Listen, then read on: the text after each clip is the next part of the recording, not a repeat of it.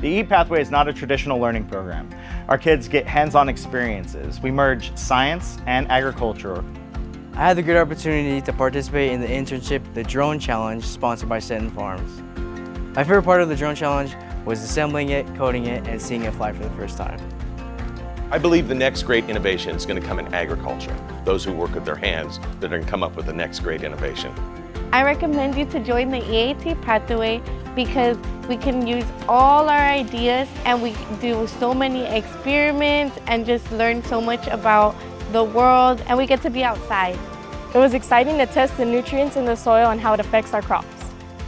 I'm helping students here sell right at the ag store. Students in the farm store will be introduced to careers such as marketing, production, and sales.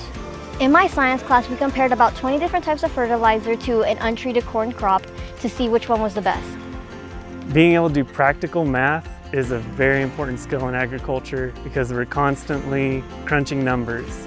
So I think internships are important because they help you with finding your career choices.